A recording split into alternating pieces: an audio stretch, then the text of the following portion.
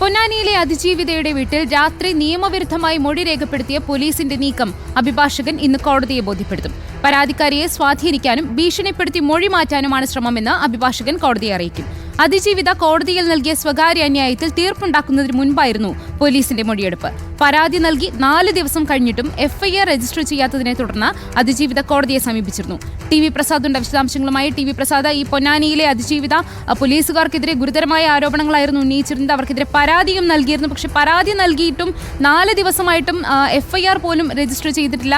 അതിനിടെയാണ് കഴിഞ്ഞ ദിവസം ഇന്നലെ രാത്രി പോലീസ് ഉദ്യോഗസ്ഥർ വീട്ടിലെത്തി നിയമവിരുദ്ധമായി മൊഴി രേഖപ്പെടുത്തിയിരിക്കുന്നത്.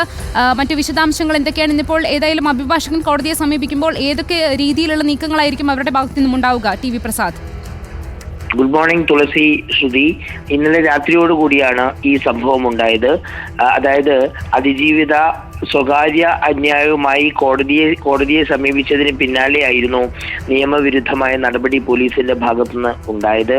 ഇന്നലെ വൈകിട്ട് 6 മണിയോടുകൂടി അഡീഷണൽ SP നേതൃത്വത്തിലുള്ള 2 പോലീസ് വാഹനത്തിലുള്ള പോലീസ് സംഘം ആ വീട്ടിലെത്തുകയും 2 പോലീസ് വാഹനങ്ങൾ വീട്ടിന്റെ മുന്നിൽ നിർത്തി 4-5 യൂണിഫോം ഇട്ട പോലീസുകാരെയും വീടിന് പുറത്ത് നിർത്തി അഡീഷണൽ SP നേതൃത്വത്തിൽ മൊഴിയെടുക്കാൻ തുടങ്ങുകയായിരുന്നു.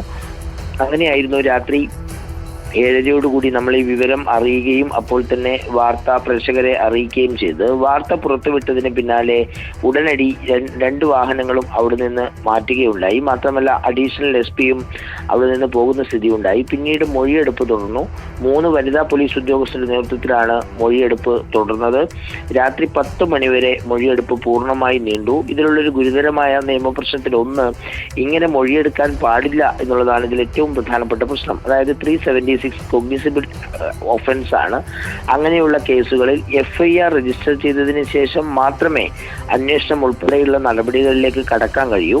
പക്ഷേ ഇവിടെ ഉണ്ടായത് നേരെ തിരിച്ചാണ്. അതായത് 4 ദിവസം മുമ്പ് പരാതി കൊടുത്തിട്ടും അതിൽ കേസെടുക്കാതെ കേസ് അല്ലെങ്കിൽ പരാതി അട്ടിമറിക്കുക എന്ന ഉദ്ദേശത്തോടു കൂടി തന്നെ അതിജീവിതയുടെ മൊഴിയെടുക്കാനുള്ള നീക്കമാണ് ഇന്നലെ ഇപ്പോൾ നടത്തിയിരിക്കുന്നത്. അതും ഇന്ന് കോടതിയിൽ സ്വകാര്യ അന്യായം പരിഗണിക്കാനിരിക്കുകയാണ്. ഇന്നലെ തന്നെ അഭിഭാഷകരോട് കോടതി നിർദ്ദേശിച്ചത് ഒരു കാരണവശാലും ഇതുമായി ബന്ധപ്പെട്ട വിവരങ്ങൾ പുറത്തു വരരുത്, അതിജീവിതയുടെ സ്വകാര്യത സംരക്ഷിക്കണം എന്ന് പറഞ്ഞ് മണിക്കൂറുകൾ പൂർത്തിയാവുന്നതിന് മുമ്പാണ് ഇന്നലെ വൈകിട്ടോടുകൂടി അതിജീവിതയുടെ മൊഴിയെടുക്കാൻ പോലീസ് സംഘം യൂണിഫോമിൽ കൂട്ടത്തോടെ വീട്ടിലേക്ക് എത്തിയത്. വൈകിട്ട് 6 മണിക്ക് ശേഷം ഇത്തരം സ്ത്രീകളുടെ മൊഴിയെടുക്കാൻ പാടില്ലെന്ന ചട്ടവും നിയമവും എല്ലാം നിൽക്കുമ്പോഴാണ് പോലീസിന്റെ ഈ കടന്നുകയറ്റം ഉണ്ടായത്. യഥാർത്ഥത്തിൽ ഇത് പരാതി അട്ടിമറിക്കാനുള്ള ശ്രമമാണോ എന്നുള്ളതാണ് ഗുരുതരമായി വരുന്ന ഏറ്റവും പ്രധാനപ്പെട്ട കാര്യം. ഇനിയിപ്പോൾ ഈ വിഷയം ഇന്ന് അഭിഭാഷകൻ കോടതിയെ അറിയിക്കും. അതായത് അതിജീവിതയെ പൊതുസമൂഹത്തിന്റെ മുന്നിൽ മോശക്കാരിയാക്കാനുള്ള ശ്രമം നേരത്തെ CAയുടെ ഭാഗത്തുനിന്നുണ്ടായിരുന്നു. CA വിനോദ് പരസ്യമായി ഇവർക്കെതിരെ മാധ്യമങ്ങളിൽ സംസാരിച്ചിരുന്നു. അതിന് പിന്നാലെയാണ് നാട്ടുകാർക്കും അതിജീവിതയെ മനസ്സിലാകുന്ന രീതിയിലുള്ള പോലീസിന്റെ നീക്കമുണ്ടായത്.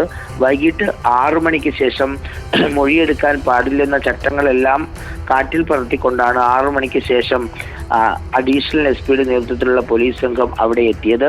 ഈ പുരുഷ പോലീസ് ഉദ്യോഗസ്ഥർ ഇത്തരം അതിജീവിതകളുടെ മൊഴിയെടുക്കരുത് എന്നുണ്ട്. അതിന്റെ ലംഘനം കൂടിയാണ് ഇന്നലെ നടന്നത്. ചുരുക്കത്തിൽ എല്ലാ നിയമങ്ങളും കാറ്റിൽ പറത്തിയുള്ള ചട്ടലംഘനവും നിയമലംഘനങ്ങളൊക്കെയാണ് ഇന്നലത്തെ ഈ സംഭവത്തോടു കൂടി ഉണ്ടായിരുന്നത്. ഏതായാലും സ്വകാര്യ അന്യായം ഇന്ന് രാവിലെ കോടതി പരിഗണിക്കും. TV പ്രസാദാണ് വിശദാംശങ്ങൾ നൽകിയത്.